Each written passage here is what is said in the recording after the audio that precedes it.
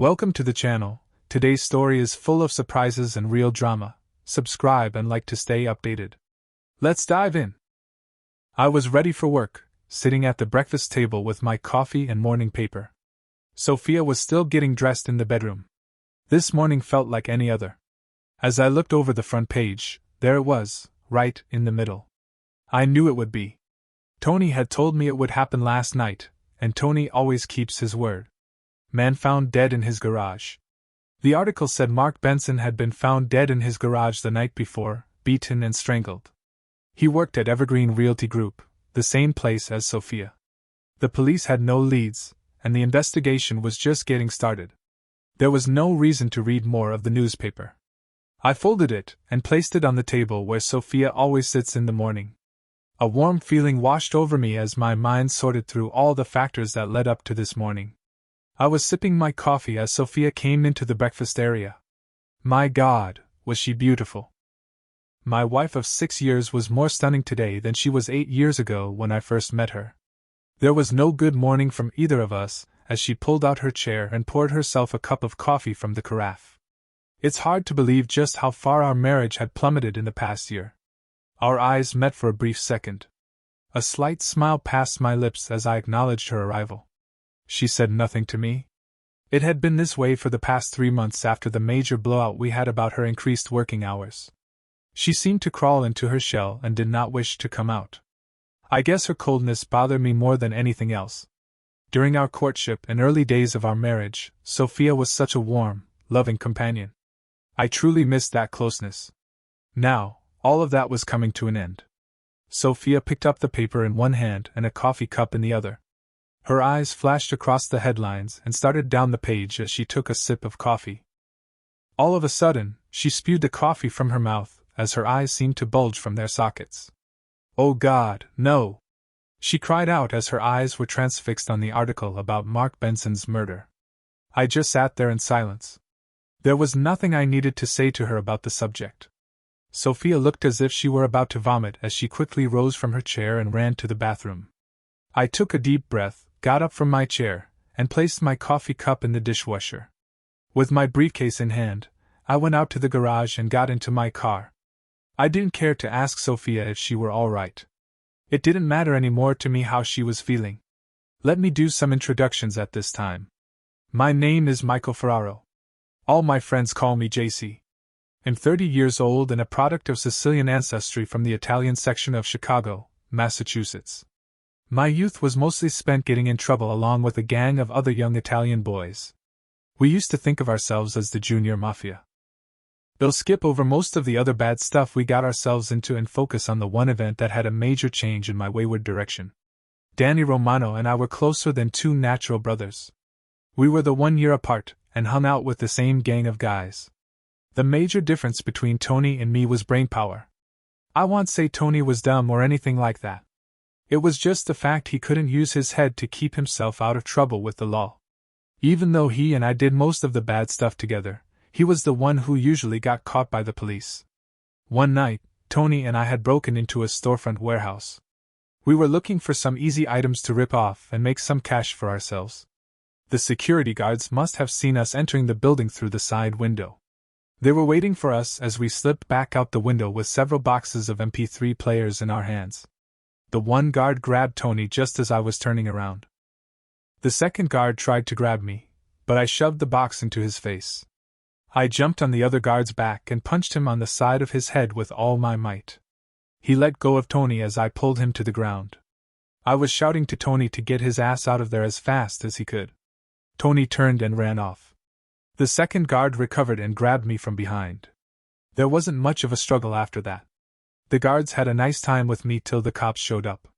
When they arrived, they were laughing with the guards as they surveyed my bruised and bloodied body. I was taken to the police station and put in a holding cell till my parents came down to get me released. To make this long story short, I never gave up the name of the other person who was with me in the warehouse. I was given 2 weeks in jail and put on probation. Tony called me several times to apologize for him skipping out when the guards grabbed me. I told him it was all right because if he had been caught with his prior arrest record, he would have spent a year or more in jail. He vowed that he would make it up to me if it took him the rest of his life. My parents were angry and humiliated by my arrest.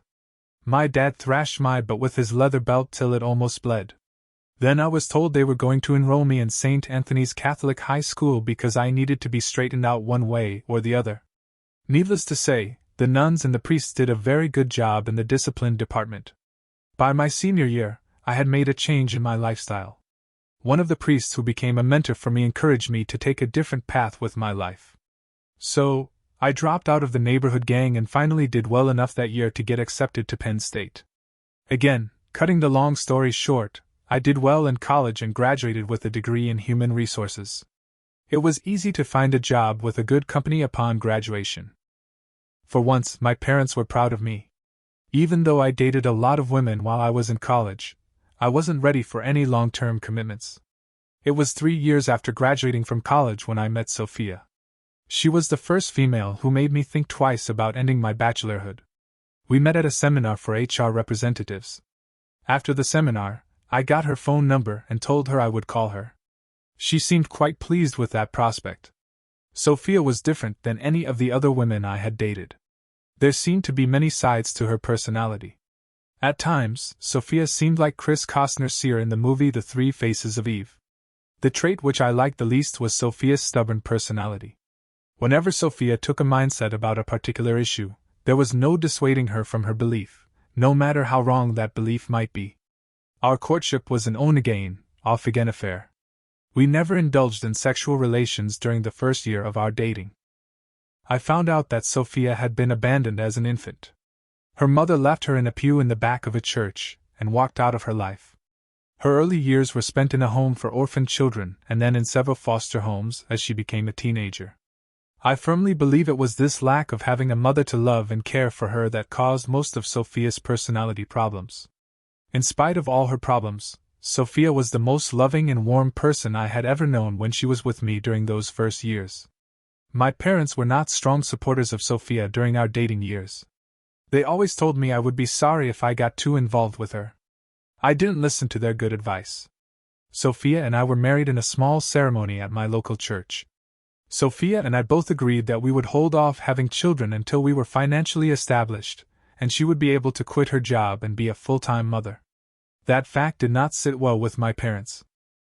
Things began to go sour in our marriage during the 3rd year. The company Sophia worked for was bought out by a larger company, and her job was eliminated. She became very depressed by the loss of the job she really liked. We weren't in any financial difficulty, although her salary had been a nice addition to our savings account each month. It took several months before Sophia finally landed a new job. It wasn't a job she particularly wanted. The job was office manager at Evergreen Realty Group. I tried to be overly supportive of Sophia during her unemployment period.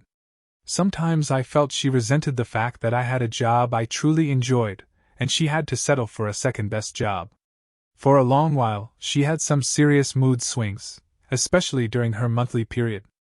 After working at Western for a couple of months, she slowly began to regain her normal pleasant personality.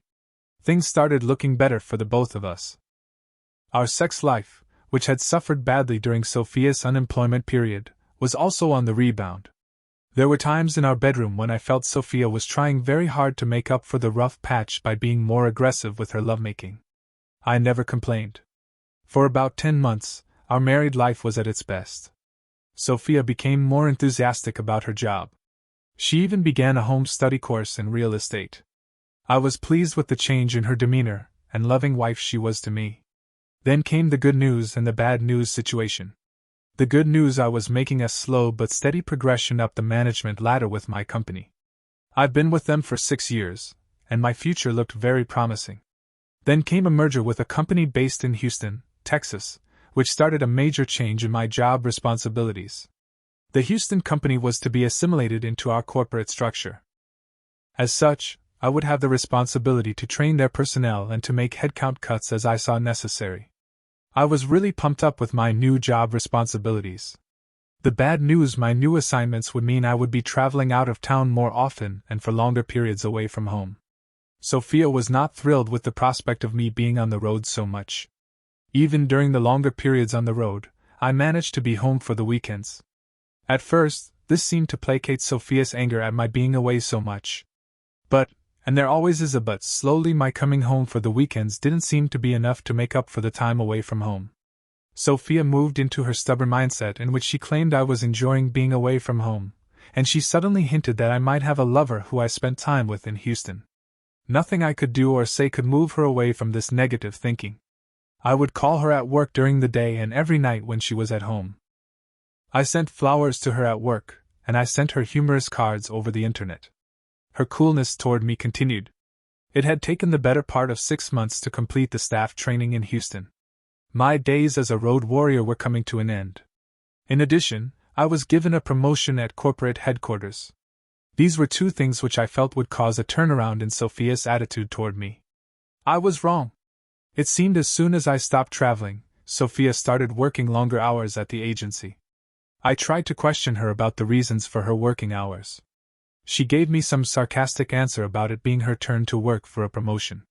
She even said that it was time for me to know how it felt to be alone in the evenings. Our sex life was running on empty. 2 weeks ago, Sophia told me that she and several of the people at her agency would be away for the weekend, attending a special introduction session with the developer who was beginning construction of high-rise condominiums near the riverfront. She said it was imperative for her to get in on the ground floor with this developer. There was no asking me if it would be all right for her to be gone the entire weekend. She was going to go, and that was the end of the discussion.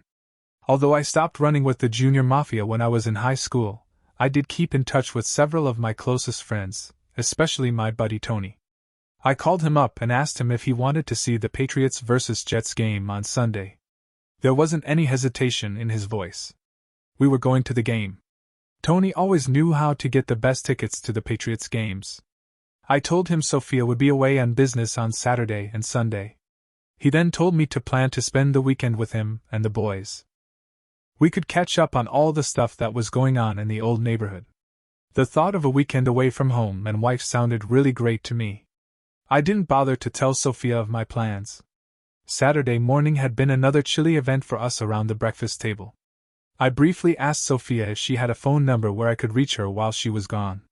She very coolly told me not to bother to call her while she was gone because she would be with some very influential people. Taking phone calls from her husband would make her feel like I was a father checking up on his teenage daughter. I didn't press the matter any further. In the afternoon, Sophia took her weekender luggage and headed off to the airport in Atlanta. Tony was really glad to see me. It had been over a year since the two of us had gotten together. It seems I was one of the few guys from the junior mafia who had been successful in getting out of the old neighborhood before spending any more time in jail. Tony would also remind me of the outstanding debt he owed me. Anything you need, JC, you just give Tony a call, and he'll take care of it for you. Saturday night was spent at the Velvet Crown Club on the southeast side of town. The strip club could easily pass for the Bada Bing Club on The Sopranos show. There were a dozen or more young, scantily clad females dancing on stage and lap dancing in the audience. A sweet young thing, she couldn't be much more than a day older than her 18th birthday, came over and began to wiggle her smooth ass in my face. Go ahead, JC, she's yours for the night if you want her, Tony said as he squeezed her left breast. Sorry, Tony, but you know me. Always faithful to my wedding vows. I can't say I'm not seriously tempted, but I do believe in loyalty and fidelity. I looked at the lovely young stripper and just shook my head no. She pouted for a second and then moved on to try her luck with another horny male customer. Damn, you're really serious about this fidelity thing, aren't you, JC? Tony said with some disbelief in his voice. You got that right. Without fidelity, there's nothing. No love, no marriage. The next morning was a typical cold, windy Chicago day. But that didn't matter to the horde of fans who trekked off to Soldier Field to see the game between the Patriots and the Jets. There is a bitter rivalry between these two football teams, which borders on gang warfare. Ever since the Patriots snatched victory from the jaws of defeat in one of the NFL's most memorable moments with a fortunate bounce, Julian Edelman found himself on the end of an unlikely reception that changed the outcome of a fantastic defensive struggle with the New York Jets in the first-ever playoff game at Soldier Field. Neither team has forgotten that legacy. It's a good thing guns are not permitted on the playing field. The Patriots weren't having a great year at this point in the season. They had 5 wins and 5 losses. Today would be the biggest game of the season. The green and white were back in town. It was hard-hitting, head-banging all afternoon on the football field. I was getting hoarse from all the shouting and screaming I had been doing, but the final score was Patriots 21, Jets 20. The day couldn't have ended on a better note, or so I thought. As much as Tony wanted me to stick around and get shit-faced with the rest of the guys, I had to bow out and tell him another time. Tomorrow would be a hard day at the office, and I knew I didn't need a hangover on top of all the other job pressures. Besides, Sophia was coming home this evening, and I wanted to be there when she got home. Sophia did not come home Sunday night. I left for work Monday morning with some serious doubts going on in my mind about the latest developments in my marriage. There had been a sense of impending doom whenever I thought deeply about the state of the relationship between Sophia and myself. Sure, there were rough patches in all marriages, but maybe our marriage had decayed into something more than just a rough patch. The workday was as hectic as I thought it would be when I left home in the morning. Several high-level meetings and a harassment lawsuit brought against the company were high on my agenda. It wasn't until 5:30 when I had a chance to sit down and check my emails. There were a dozen emails from the staff, along with the latest information on the lawsuit. Near the end of the list of emails was one that seemed to jump off the screen. It was titled "Who Was the Last One to Know?" As I opened the email, expecting some humorous animated cartoon, I was suddenly faced with a photo of Sophia and another man engaged in a passionate embrace and a lip-locked kiss. At the bottom of the photo was a text message that simply said, "Want to know what happened after this? Click on the next link." A cold chill raised up my spine as I hesitated for a moment, staring at the photo of Sophia kissing another man. Then I clicked on the next link. The screen flashed up another photo. This time, Sophia and the man she was kissing were both nude and standing together in a motel room. Again, at the bottom of the photo was a text message that simply said, "Want to know what happened after this? Click on the next link." My hand was trembling. There was a tightness in my throat and chest as the nude image of my wife burned itself into my brain. There was a part of me that did not want to see the next photo. Still, I knew I had to click on the link. The next photo was the end of my marriage. Sophia was on the bed on all fours with the same man from the other two photos. There was an expression of lust and ecstasy on Sophia's face. The only woman I had ever completely loved was nothing but a cheating adulteress. I loved and trusted her with my whole heart. Now she was ripping that heart out of my chest. The text at the bottom of the photo simply said, "Dick provided by Mark Benson." My worst nightmare had just been shoved in my face. There was no doubt that Sophia's coldness toward me over these past couple of months was more than just a wife being irate at her husband. Her coldness was akin to the rigor mortis setting into our dying marriage. What followed was anger and rage. For me, it was a calm resolve which I had not felt in a very long time. It was the resolve of revenge now settling into my mind. Infidelity and betrayal would not stand in my lifetime. There were two people who would pay dearly for the insult they knowingly heaped upon me. My first thoughts were about the person who sent the incriminating emails to me. There was no name or other indication of where the emails were sent from. Questions kept banging around in my head. Why would someone send this email to me? What would they hope to gain from exposing my wife's infidelity? Were they friends of mine or enemies of Sophia? I would have to work out that problem later.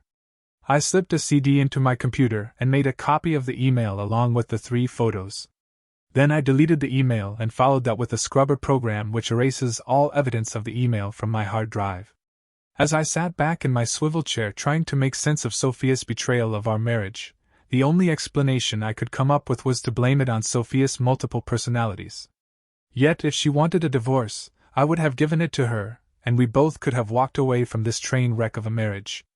But now, my revenge would be swift and complete. I would take no prisoners nor give any mercy to either of them. The plan was beginning to gel inside my mind.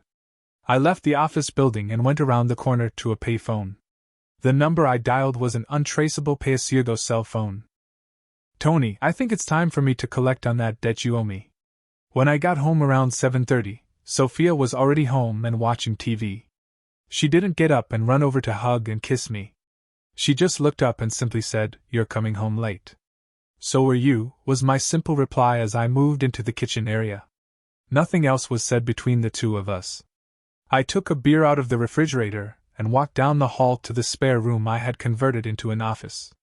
I locked the door behind me. When a person is convicted of a capital crime in this country, there is usually one of two sentences: the death penalty or life in prison. In my revenge plan, there would be one death penalty and one life in prison sentence. I needed some quiet time to think through the rest of my revenge plan. Tony would do his part in settling the score with Mr. Mark Benson. For me, settling the score with Sophia would be a personal effort. I had to put everything in place to make the revenge seem to the police like a simple matter of a wife running away from her loving husband.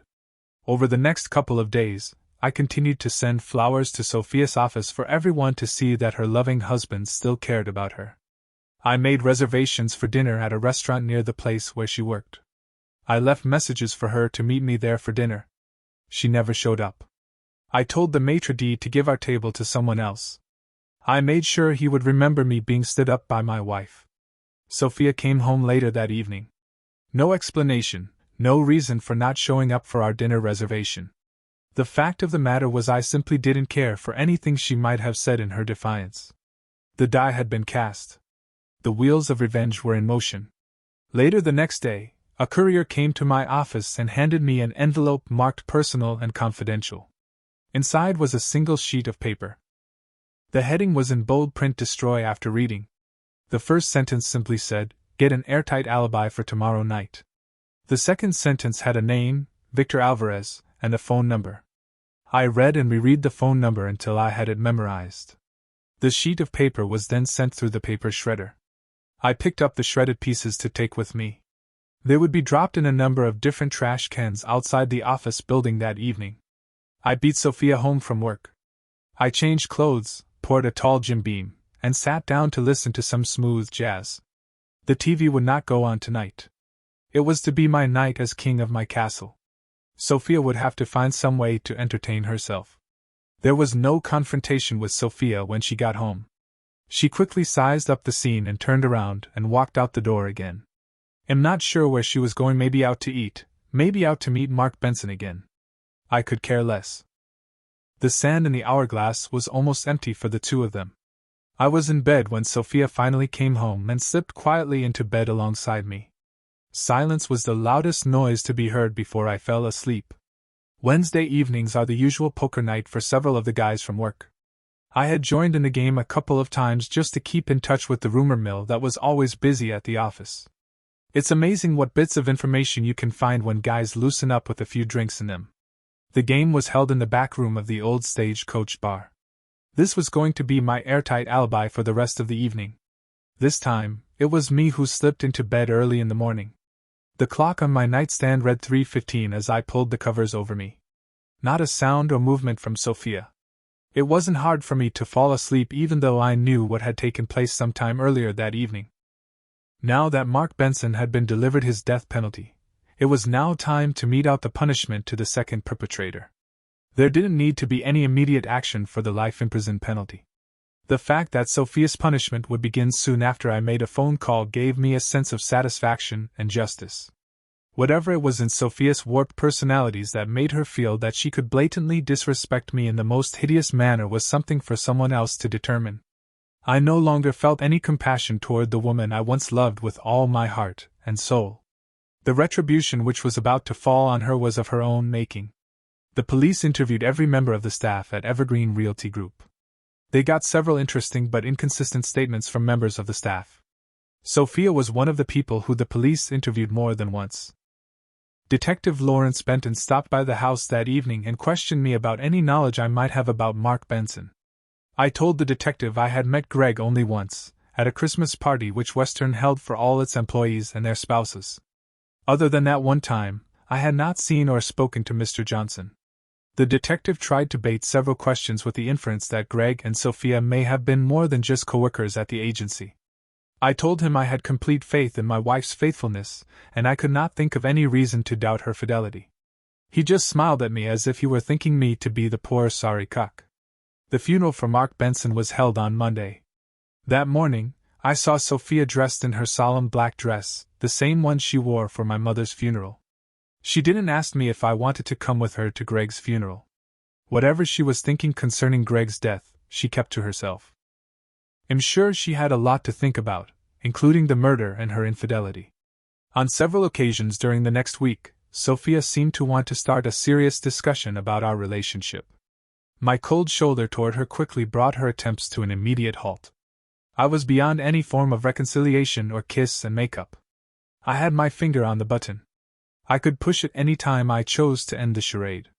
3 weeks after Greg's murder, the police investigation seemed to peter out. The police could find no new leads. Someone indicated there was the possibility Greg might have been murdered by a loan shark or a bookie. During those 3 weeks, Sophia's mental state continued to deteriorate. She seemed to be more absent-minded and confused. Little things seemed to frighten her. I offered no aid or comfort to her even though I could see she was having a difficult time. Too bad, I thought to myself as I watched her slowly falling apart. Finally, on the following Wednesday, I made the phone call to Carlos. He already had the plan in place and was anxious to get it underway. Sophia had only hours before her new life would begin. Saturday morning, I was off to work before Sophia was dressed. I did not want to see her this last time in my house. The sand in the hourglass was empty. A car with 2 men in it was parked across the street from our house. The kidnapping occurred at an intersection where there was a 4-way stop sign. A car in front and back of Sophia's car blocked any attempt for her to drive away. With the precision of a Delta Force team, 2 men moved into action. As soon as the driver's door was opened, a needle was stuck into her arm as the seat belt was cut away from her body. Sophia was pushed into the passenger seat as one of the men got in behind the steering wheel. The 3 vehicles drove off quickly. The total elapsed time was less than 30 seconds. There were no witnesses.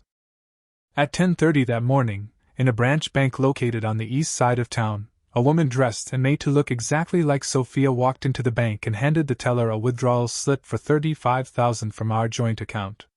The lady had a driver's license and passport as proof of identity. It took several minutes for the teller to get the withdrawal in the form of a cashier's check. A guard escorted the woman out to her car. He noted the license plate as the woman drove out of the parking lot. The line of passengers at the American Airlines ticket counter was not very long as the Sophia lookalike made her way to the smiling clerk behind the counter. She picked up the boarding pass after showing the clerk her photo ID and passport. The flight reservations had been made online the night before. The first leg of the trip was to LAX Airport, and then a non-stop on flight number 951 to Buenos Aires. Her flight left Chicago at 4:45 in the afternoon for JFK, New York. Then, at 10:30 that evening, the American Airlines plane lifted off the runway, taking the passenger Sophia Canelli on an overnight flight to Brazil. I waited till noon on Saturday before I called the police to report a missing person. Surprisingly, Detective Morgan was the officer who came to the house to take the report. I told him Sophia had not come home at her usual time. I tried to call her on her cell phone but got the non-service notification. I called Emily Carter, one of Sophia's close friends at Western Realty. Laura told me Sophia had not come to work yesterday. She didn't even call in to report off. Detective Morgan was making some cryptic notes in his little notepad. Every now and then he would look up at me. He finally began to ask questions about my marriage. Were we having problems, and did they have anything to do with Sophia's disappearance? I told him the same thing I said when he questioned me after Mark Benson's murder. Our marriage was fine and I could not think of any reason why Sophia would voluntarily disappear. He then asked me if I had anything to do with foul play involving Sophia. Again I told him I loved my wife and I could not harm her. Lying to the police was an actor's trait which I developed at a very early age running with the junior mafia. It still worked well for me. It was 3 days later when Detective Morgan came to my office during business hours.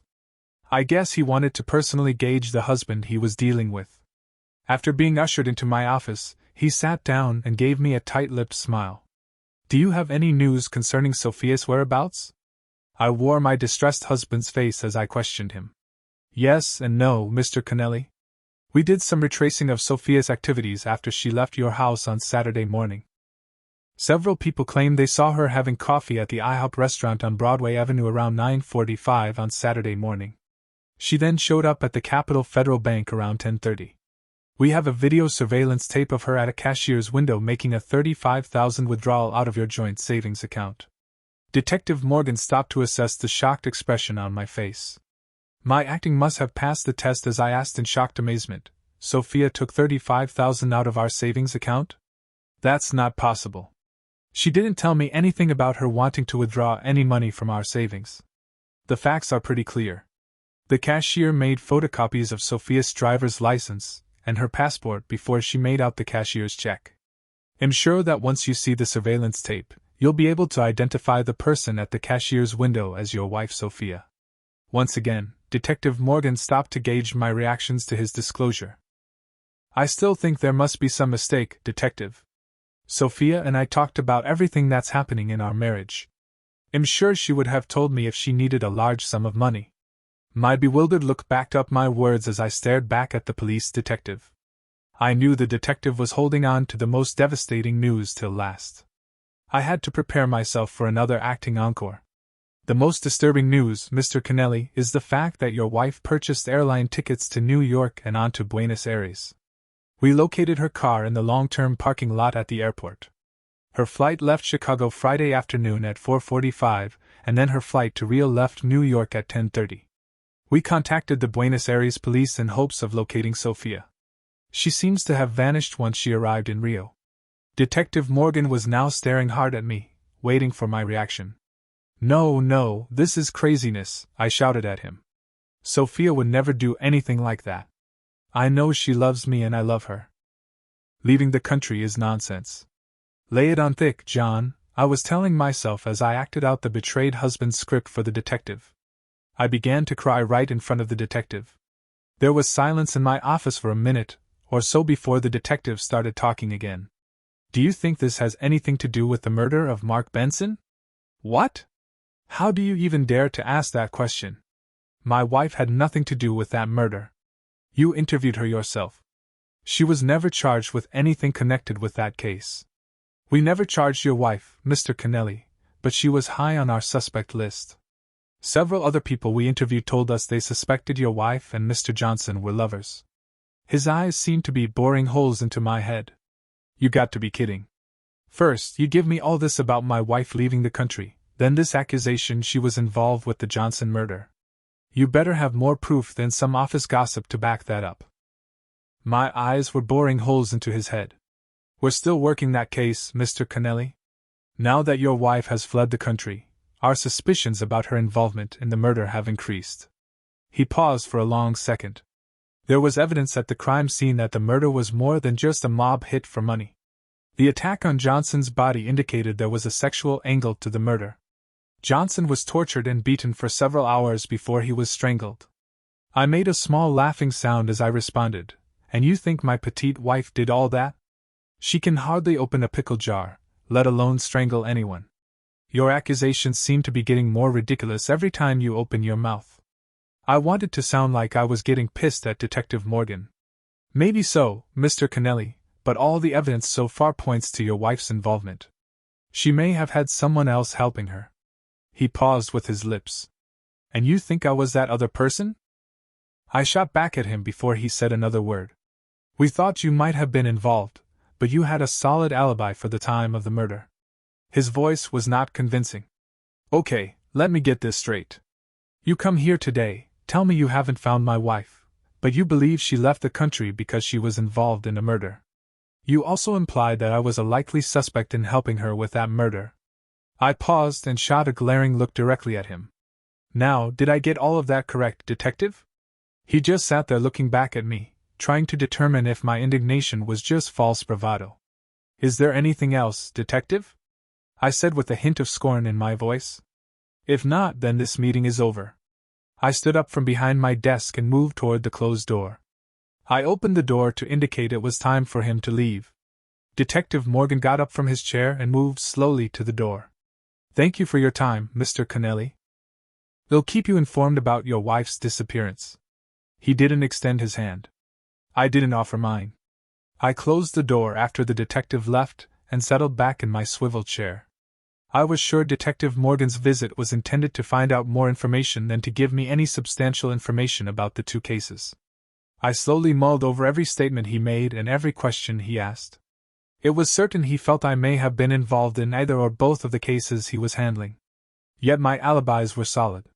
I was playing poker on the Wednesday night Mark Benson was murdered, and I was in meetings all day last Friday when Sophia went missing.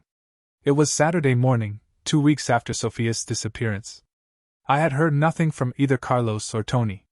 I had no idea where Sophia was or what was happening to her. Over these past 2 weeks, there were several times when I got the distinct feeling I was being followed when I went to work in the morning and when I came home at night. My movements were very carefully planned: work, back home, and some grocery shopping on the way home. Nothing which could be taken as an evasive move or the actions of someone trying to hide something. I called Detective Morgan every other day to inquire about my missing wife. He had nothing new to report. The Brazilian police had not found any evidence of Sophia after her arrival in Rio. I called Domino's for a pizza that afternoon as I sat around watching some college football on TV. The doorbell rang, and the pizza delivery guy was standing there with my hot pizza. I paid him and gave him a few dollars for a tip. As I opened the pizza box in the kitchen, there was an envelope sitting on top of the pizza. I opened the envelope and pulled out the sheet of paper. Tomorrow morning, dress for church. Go to the 9:45 Mass at St. Anthony's. During communion, slip out the side door on the east side of the church. There will be a dark Ford Crown Victoria waiting outside. Get in.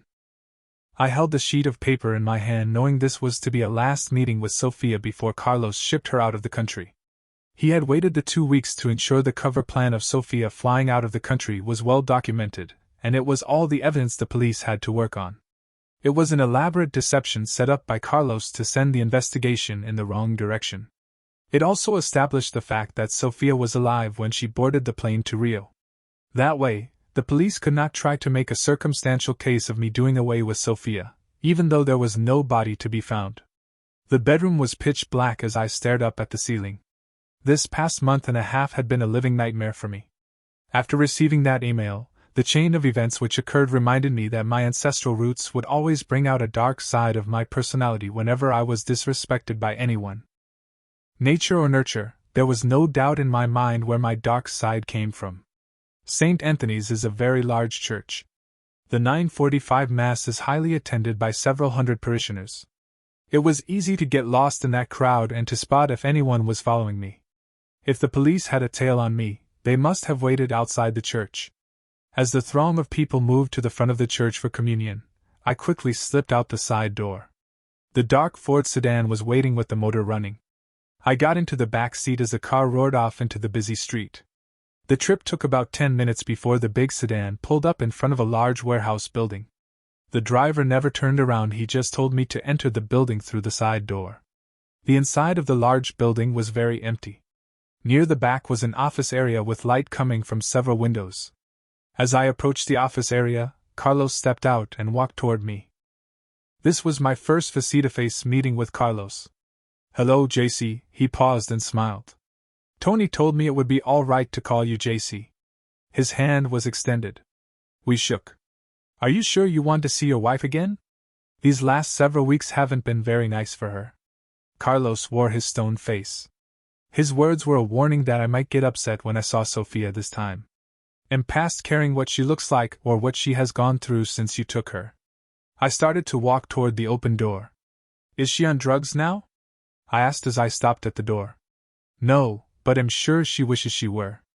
I've kept her clean and very conscious all the time. She is now a broken woman and well trained for her new life." We both stepped into the well-lighted room. In the middle of the room was Sophia. She was tied to a chair. I walked around her and stood directly in front of her.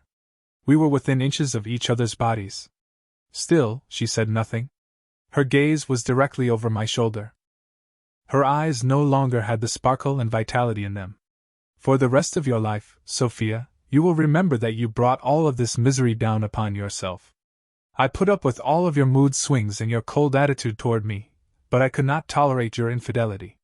For the disrespect you and your lover heaped upon me, you will now spend the rest of your life paying for your adultery. Greg has already paid his debt to me." My words were spoken slowly and distinctly as I looked into her tortured face. I wanted her to know that it was me who brought her and her lover to justice. "As much as I once loved you, I want you to know that is as much as I loathe you now. Carlos has assured me that where you're being sent, they will take good care of you. As good a care as they provide for their best horses and cattle. I stood there another second as I could see a tear forming in Sophia's eye. It was all the acknowledgement that I received from her. Her body remained in her rigid position as I turned and walked out of the room. The Ford sedan returned me to St. Anthony's, where I went inside as the 10:30 Mass was just ending. I left the church and drove out of the parking lot straight home. There was a hard knot inside my gut that needed to be drowned with some Jim Beam. It's been 3 years since the last time I saw Sophia.